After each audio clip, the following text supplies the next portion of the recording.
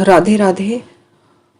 आज हम पौष मास के कृष्ण पक्ष की एकादशी की कथा सुनाने जा रहे हैं, तो कृपया ध्यानपूर्वक आप लोग सुनिए। युधिष्ठिर ने एक बार प्रश्न किया, हे जनार्दन, पौष मास के कृष्ण पक्ष की एकादशी का क्या नाम है? उस दिन किस देवता की पूजा की जाती है? उस एकादशी के देवता कौन है? यह सब समझाइए। भगवान बोले, हे धर्मराज, मैं तुम्हारे स्नेह के कारण तुमसे ये कथा भी कहता हूँ। इस एकादशी के व्रत से भगवान विष्णु को शीघ्र प्रसन्न किया जा सकता है। इतनी प्रसन्नता तो अधिक से अधिक दक्षिणा से या यज्ञों द्वारा भी संभव नहीं। अतः इस व्रत को अत्यंत भक्ति और श्रद्धा से युक्त होकर करना चाहिए। हे राजन, अब द्वादशी युक्त पौष कृष्ण एकादशी का महत्व सुनो। पौष मास के कृष्ण पक्ष की एकादशी का नाम सफला एकादशी है। इस एकादशी के देवता श्री नारायण है। ये सब कार्यों को सफल बनाने वाली है। इस एकादशी का विधि पूर्वक व्रत करना चाहिए और श्रीमन नारायण का पूजन करना चाहिए।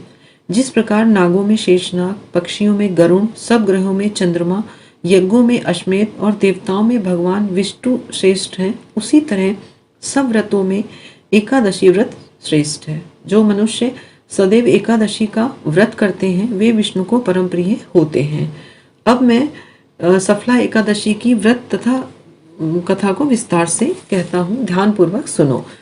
चंपावती नगरी में महिमान नाम का राजा राज्य करता था। उसके 4 पुत्र थे। उन सब में लुम्पक नामक राजपुत्र महापापी था। वो सदा परिस्त्री तथा वेश्यागमन व अन्य कुकर्मों में अपने पिता का धन नष्ट करता था। वो देवता, ब्राह्मण और वैष्णवों की निंदा किया करता था। सारी प्रजा उसके कुकर्मों से दुखी थी। अतः कुछ लोगों ने राजा से उसकी शिकायत की। जब राजा को अपने पुत्र के ऐसे कुकर्मों का ज्ञान हुआ तो उसने अपने इस पुत्र को राज्य से निकाल दिया। तब वो विचारने लगा कि अब मैं किधर जाऊं, क्या करूं। अंत में उसने चोरी करने का निश्चय किया। वो दिन में वन में रहता और रात्रि को अपने पिता की नगरी में चोरी करता। प्रजा को तंग करने और मारने का कुकर्म भी करता। सारी नगरी लुम्पक की करतूतों से भयभीत हो गई। वन में भी वह पशु पक्षी आदि मारकर खा जाता। यदि कोई उसे चोरी करते पकड़ भी लेता तो राजा के भय से छोड़ देता। कभी कभी प्रभु कृपा अनजाने में ही मिल जाती है। लुम्पक के साथ भी ऐसा ही हुआ। उस वन में जहाँ लुम्पक छिपकर रहता था, एक अत्यंत प्राचीन विशाल पीपल का वृक्ष था। उसी वृक्ष के नीचे महापापी लुम्पक का डेरा था। वन के लोग इस पीपल वृक्ष को देव वरदान और वन को देवताओं का क्रीड़ा स्थल मानते थे। कुछ समय पश्चात पौष कृष्ण पक्ष की दशमी के दिन लुम्पक वस्त्रहीन होने से शीत के कारण सारी रात सो नहीं सका। उसके हाथ पैर अकड़ गए। वो रात्रि उसने जैसे तैसे काटी और सूर्योदय होने से पहले मूर्छित हो गया। दूसरे दिन एकादशी को मध्याह्न के समय सूर्य की गर्मी से उसकी मूर्छा दूर हुई। होश में आकर गिरता पड़ता वो वन में भोजन की खोज में गया, परंतु अशक्त होने के कारण जीवों को मारने में असमर्थ था। तब वह वृक्षों से गिरे हुए फलों को बीनकर पुनः पीपल के वृक्ष के नीचे आया।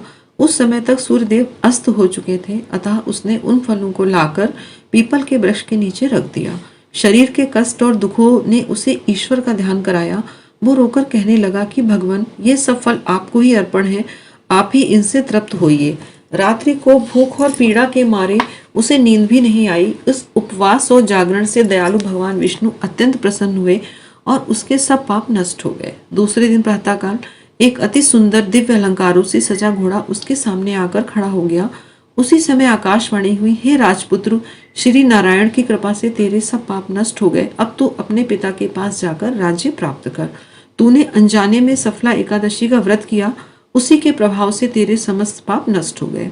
जैसे अग्नि को जानबूझकर या अनजाने में हाथ लगाने से हाथ जल जाते हैं, वैसे ही एकादशी व्रत भूल कर रखने से भी अपना प्रभाव दिखाता है।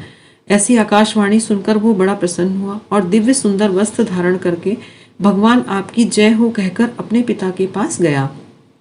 उसके पिता ने प्रसन्नता से उसे अपने हृदय से लगा लिया। उसके पिता समस्त राज्यभार उसे सौंपकर स्वयं तप के लिए वन को चले गए। अब लुम्पक शास्त्र अनुसार राज्य करने लगा। उसकी स्त्री, पुत्र आदि सारा कुटुंब भी नारायण का परम भक्त हो गया। वृद्ध होने पर वह भी अपने मनोज नामक पुत्र को राज्य का कार्यभार सौंपकर तपस्या करने के लिए वन में चला गया और अंत समय में बैकुंठ को प्राप्त हुआ। हे युधिष्ठिर, जो मनुष्य भक्ति पूर्वक सफला एकादशी का व्रत करते हैं उनके सब पाप नष्ट हो जाते हैं और उनको अंततः मुक्ति मिलती है। इस सफला एकादशी के महत्व के पढ़ने अथवा श्रवण करने से मनुष्य को अश्वमेध यज्ञ का फल प्राप्त होता है। हरि बोल, हरे कृष्णा।